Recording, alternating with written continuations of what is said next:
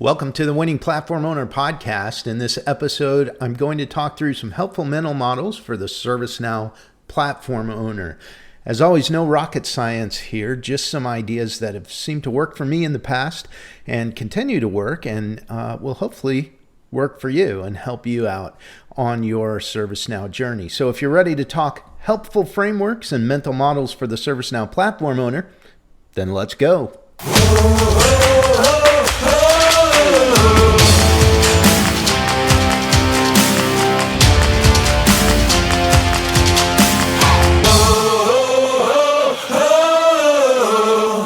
Well, welcome to the show if you're joining for the first time, and welcome back to the rest of the team of Winning Platform Owners. Ben Pierce here. I'm your host on the Winning Platform Owner Podcast. This podcast is all about helping ServiceNow platform owners become winning platform owners. So it's all about your success. If you're not a platform owner, you're of course welcome here. We're glad you're here. But this is all about content for ServiceNow platform owners. Good to be with you again, and I've said it before and I'll say it again. I love doing this podcast for you. I've been working on or around the platform since 2009 or so, and yes, that was before they started naming the releases after cities.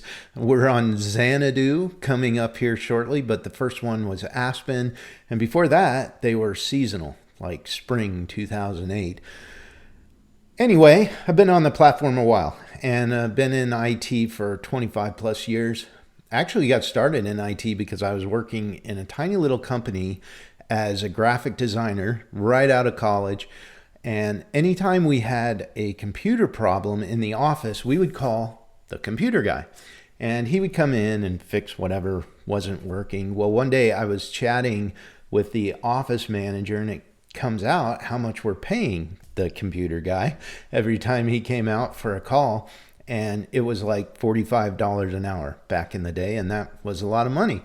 $45 an hour to do basically desk side support. Now, I'll never claim to be the smartest, most intelligent person in any room I walk into, but for me, that moment was a no-brainer moment, right? So from that day forward, every time they had to call the computer guy, I would just literally get up from whatever I was doing when he got there and follow him around, watch what he was doing, ask a question here or there, and then before too long, before we'd call the computer guy, they'd let me have a crack at fixing whatever was wrong. And that was the genesis of my IT career, and went on to grow and expand from there. So probably more about me than you wanted to know, but today is my plan to run through several helpful frameworks or mental models that are helpful to learn about and apply as a ServiceNow platform owner. Before I get going here on the list, though, I just want to discuss why mental models are important. And by the way, I use that term mental models. I did not coin it. I didn't come up with it. I don't know who did, but for me, it's just the easy descriptive term for what these things really are and what they actually mean to me. So they're mental models for, thinking about something. So if you've been in IT for any length of time, let alone working with the ServiceNow platform, then you know that ours is a field in which you are constantly having to learn something new. And this is why I believe mental models are important. We're always having to learn something new. In fact, if I was very honest with you, back when I was first starting getting into IT, there was a time, probably 5 or 8 years in, where I was like, I'm tired of learning new stuff. I'm going to do something else, because it was frustrating to me to have to learn something new every other year. Of course, I just had to come to grips with that fact and be like, look, Ben, you're just going to have to learn this new stuff as it comes along. And finally I did. But I wish someone would have told me back then that yes, there's a lot of new that you're going to have to learn, and you're just going to have to keep learning the new stuff. But there are also concepts, ways of thinking about things, mental models, right, that are more enduring in nature. And you can learn these things and then apply them to different areas, different problems, different sets of new information. And it just makes things a bit easier. You're kind of looking at things through a framework or through a lens that makes them make sense. And you don't have to reinvent the wheel with these more enduring things, right? They're different mental models and frameworks that kind of last. They stand the test of time, if you will. So it pays to put time into spotting ones, actually, that you think will work for you. And that's really what I wish someone would have told me back in the day, right? Spot these things, commit them to memory, practice applying them, because you're going to be able to apply them over and over again, right? And so if you spot them, you learn them, then you can apply them. And so that's kind of the idea for the concepts today. And we'll get right into it. So let's start out with the first one, which is kind of big. It's a big thing to learn if you don't know much about it. Typically, though, people already understand it, and that is Agile. I know, yes, it's a methodology. It's big. It's a big body of knowledge, but it is incredibly useful. First of all, that's how your platform team should be delivering, and the other product teams, if you have a big enough kind of platform operating model. Everyone should be delivering using agile processes, right? And agile mindset and the agile methodology. So just from that perspective alone, as a ServiceNow platform owner, you got to know it and you got to be familiar with it. You got to be actually pretty decent at applying the different concepts, whether it's understanding how sprints should work, whether it's understanding how sizing works and relative sizing. There are lots of different concepts that really help you out as a ServiceNow platform owner. Lots of principles in there that you can apply. Just to use one example, because we have a lot of different items to go through here today, just to use one example in the area of Agile. So this principle of stop, starting, start, finishing. You've probably heard that before. It's referring to, hey, keep your work in process, keep your whip in check, right? Don't start a whole bunch of things and never finish anything. That is actually a really key principle when you're managing the ServiceNow platform. And I'll give you an example. One gentleman that worked for me long time ago, years ago, great person to have on your staff. Really skilled, really smart. You know the people I'm talking about. Really intuitive, and was just a great performer. Well, for a while, he started to slow down. He was not delivering everything that he had normally been delivering in any given sprint. And we were kind of pretty new at the agile methodologies, and we were trying to get good at it. And so we definitely weren't experts at the time. So it took us a while to realize, and it took me a while to realize that he was actually just starting too many things. He had too much in process, and it was really kind of slowing him down. Not kind of, it was slowing him down. It had nothing to do with his skill. It had nothing to do with his want to. It had everything to do with there were just way too many balls in the air. Once we figured that out and we kind of put a cap on that, and we said, look, we're not going to start anything. If you have, I forget what the number was, we'll just make one up. If you have 5 things that you are working on, that's it. And you can't start another one until you finish one of those, right? That kind of a thing. And he applied the discipline personally, and then I had to apply it as a leader, right? And make sure that I wasn't asking him to overcommit ever. Same with the rest of the team.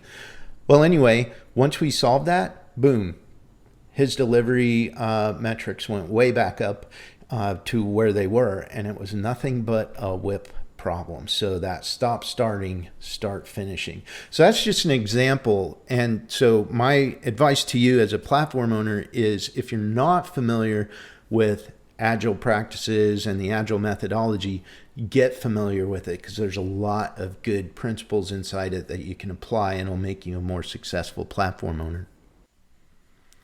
All right, the next one on the list comes from pragmatic marketing and the pragmatic product management kind of framework. And if you're not familiar with that, go check it out. Go Google it. It'll be easy to find. It's actually really powerful. If you have the opportunity to take the course, I very much recommend it. As a ServiceNow platform owner, it could be invaluable. I'll tell you, it's one of the things that I got introduced to a while back, and I still use all of the concepts that I learned there. And it really did kind of pivot and change the way I thought about how to deliver services, right? And specifically IT services. So you can imagine how it helps you on managing a platform that is geared to deliver service, right? So one of the concepts in that pragmatic marketing and pragmatic product management is about solving problems and what problems to solve, because you can't just go solve any problem, and you can't make up problems to solve. They have to be a certain type of problem. And the reason this is important is because as a ServiceNow platform owner, really at the end of the day, it's all about solving problems for people, right? If somebody needs to automate their service delivery, they're having a problem. If they need to increase their customer experience and make it more frictionless, make it a better experience, you're solving that problem for them, right? And so there's no shortage of problems to solve on the ServiceNow platform. So what do you really go after? And their perspective, again, this is pragmatic marketing perspective, not mine, I'm just using it, but you go after problems that are urgent, pervasive, and that people are willing to pay for, right? So the products and services that you invest your time in, that you create, that you help people improve, those problems are urgent. In other words, we're feeling it. Something has to be done now. They're pervasive, so they're everywhere. Maybe it touches the entire organization, right? It's pervasive. And then people are willing to pay. And I know inside an organization, sometimes that matters, right? People are actually paying you in the form of, budgetary transfers and all of that. But the idea is that they're willing to pay for it, right? They're willing to pay for it. And a lot of times the way you can identify that as a platform owner is they're shopping around for anything they can find, right? And they want IT's help, but it doesn't matter if they don't get it because they're willing to pay. Those are the problems you're looking for, right?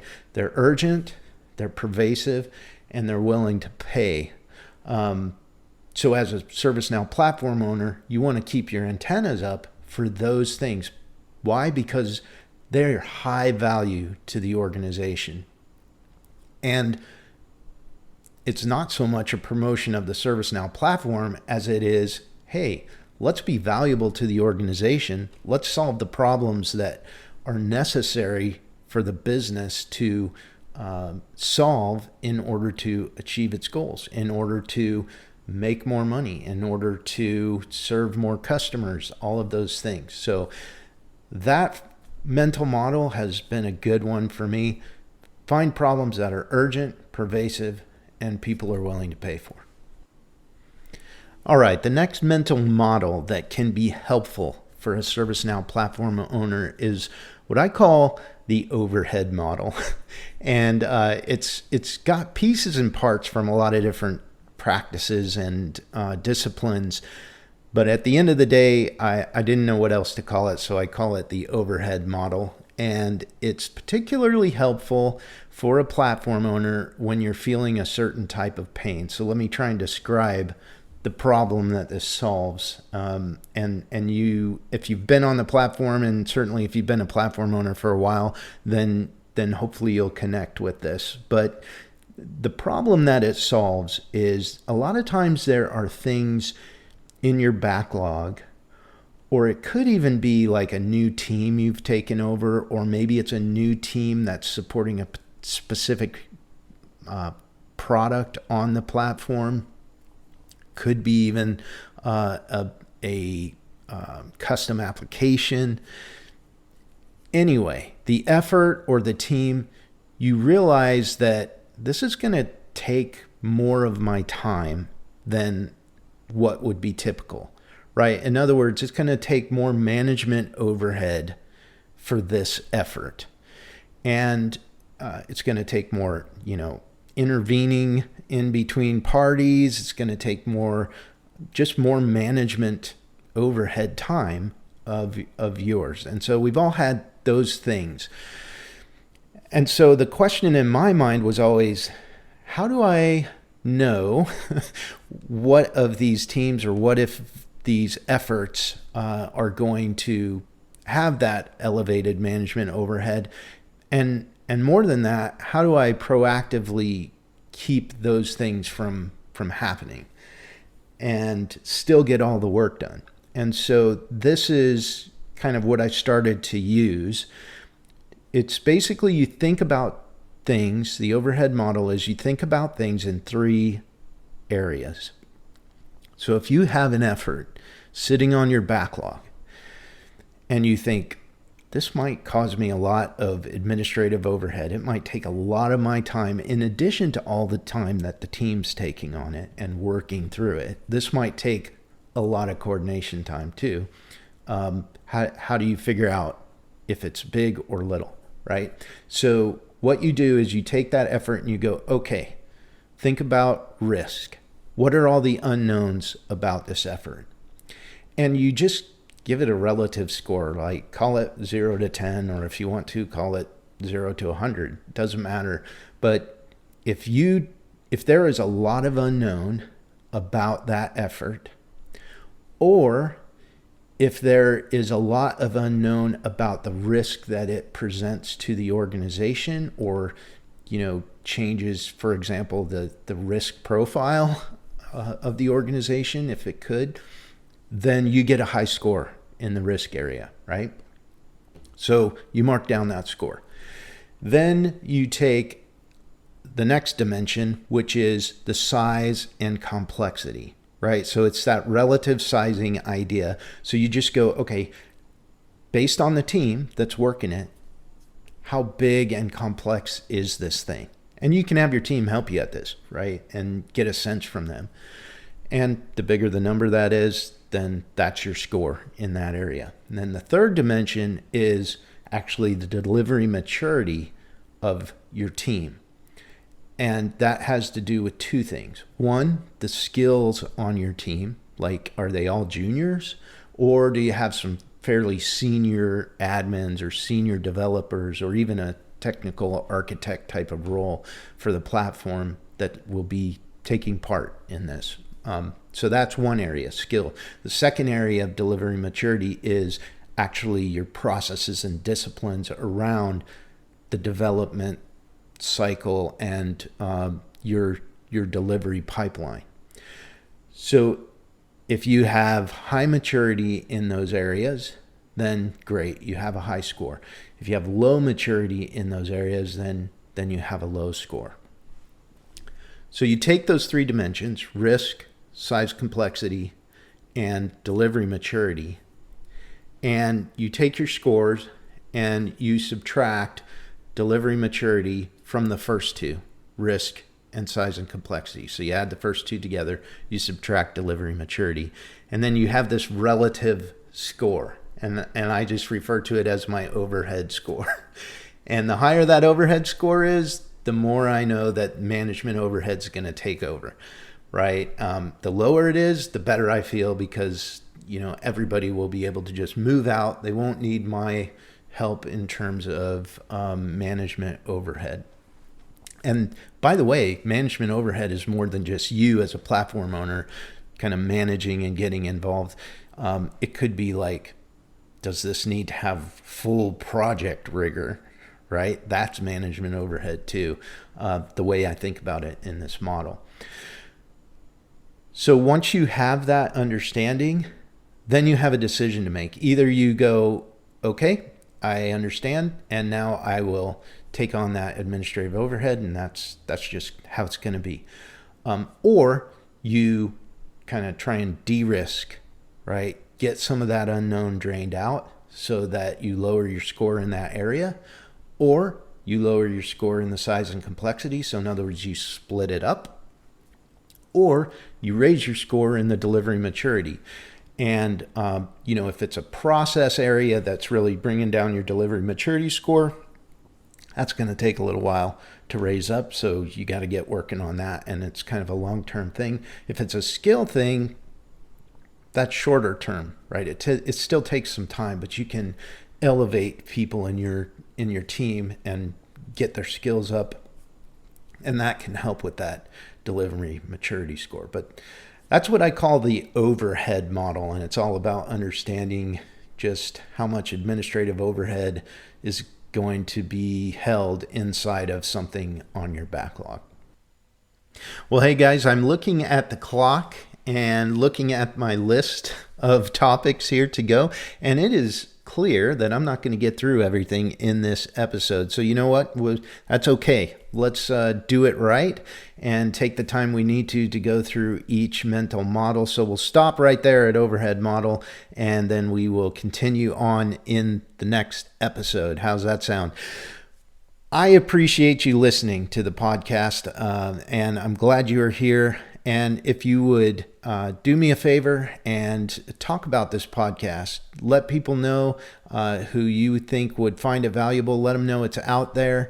And I would very much appreciate it if you subscribe to the podcast. And also, if you have topics that you would like me to cover on the podcast, reach out to me on LinkedIn. I'll leave the link to my LinkedIn profile in the show notes here. And reach out there. DM me, say, hey, Ben, I'd love it if you covered this topic. More than happy to do that. And anything that I can do to make you more successful as a platform owner, then I want to do that. So until next time, I wish you all the best. I hope you have a great day. And I hope you are successful at becoming a winning ServiceNow platform owner. We'll see you next time on the Winning Platform Owner Podcast.